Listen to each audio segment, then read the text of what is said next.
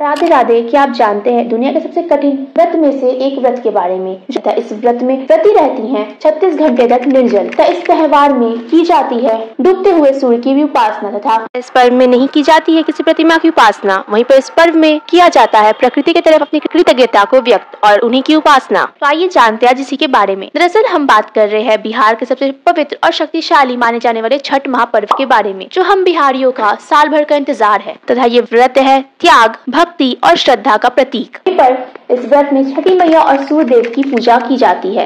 यहाँ पर इस त्योहार की सारी चीजें प्रकृति से जुड़ी हुई है तथा इस व्रत में व्रती करती सबसे पहले अपने घर, अपने मन और अपने शरीर को शुद्ध।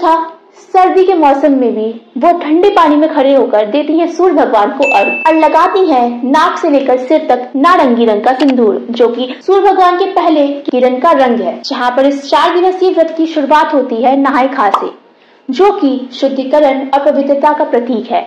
जहाँ पर पूरे घर को शुद्ध किया जाता है तथा व्रती सुबह ही गंगा जी या तालाब में जाकर करती हैं स्नान तथा गंगा जी के जल से बनाती हैं प्रसाद, जिसमें कद्दू की सब्जी, चावल और चना का दाल महत्वपूर्ण है।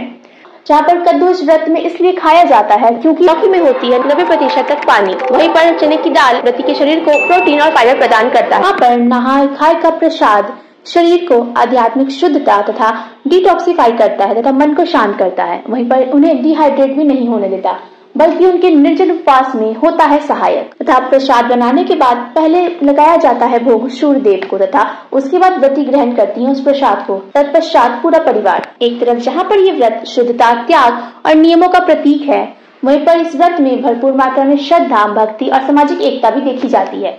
क्योंकि छठ घाट पे ना ही कोई ऊंचा होता है, ना ही कोई नीचा, ना ही कोई किसी की जाति पूछता है, ना ही कोई किसी से बैर रखता है, बल्कि सभी एक साथ छठी मैया और सूर्य देव की उपासना करते हैं।